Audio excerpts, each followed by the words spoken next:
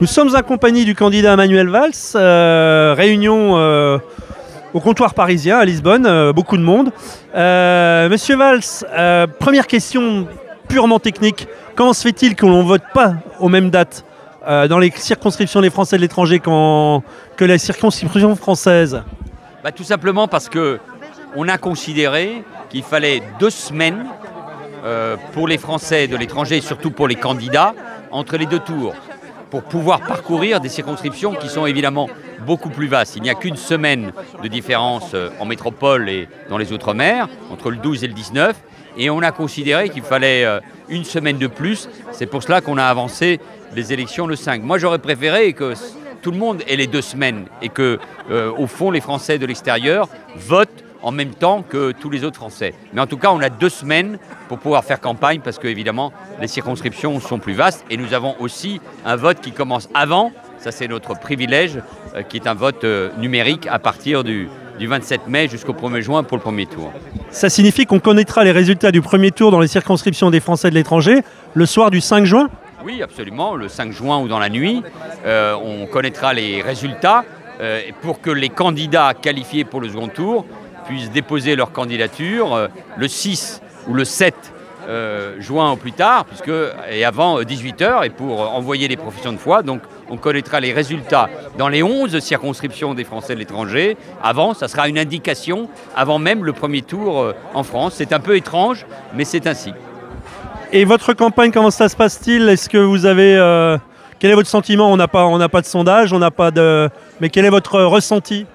D'abord, c'est formidable. D'abord, c'est magnifique, parce que faire campagne à Monaco et à Andorre, sur la Méditerranée ou dans les Pyrénées, et évidemment en Espagne, au Portugal, dans des villes aussi belles que Porto et Lisbonne ces jours-ci, c'est un privilège. Et puis c'est magnifique, c'est émouvant de rencontrer mes compatriotes, de parler de leurs problèmes, l'accès aux services publics, les problèmes d'école, les problèmes de fiscalité, les problèmes d'entreprise, leur lien tout simplement avec la France, leur double culture aussi, c'est la mienne, cette double culture. Ça se passe bien, il y a du monde.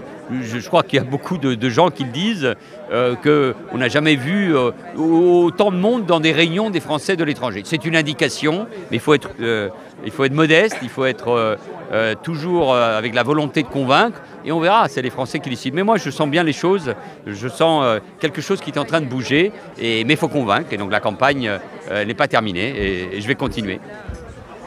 Aujourd'hui, donc cette incertitude plane. Pensez-vous que le fait d'avoir 2 candidats qui se réclament des mêmes idées, des mêmes hommes, puisse être un avantage ou un désavantage? Est-ce que ça peut faire perdre la circonscription? Il y a 12 candidats sur ce premier tour. Moi, je n'ai qu'un seul adversaire politique, c'est celui qui représente le mélenchonisme. Et la rupture, c'est la représenterait avec l'Europe, avec l'Alliance Atlantique, avec le sérieux économique, avec les valeurs de la République. Et il n'y a qu'un seul candidat désigné par Emmanuel Macron et par la majorité présidentielle. Parce que ça, moi, je rentre dans aucune polémique. Moi, je représente une aventure collective. Il n'y a pas de place pour les aventures personnelles. Et moi, je représente cette aventure collective, donner une majorité au président de la République et avoir en plus, à travers moi, un député qui compte, qui pèse, qui a l'influence et qui défend les intérêts des Français de l'étranger. Voilà. Et moi, je suis convaincu que les gens comprennent ça très bien. Merci beaucoup et bonne campagne alors. Merci à vous et bon travail. La French Radio, Portugal.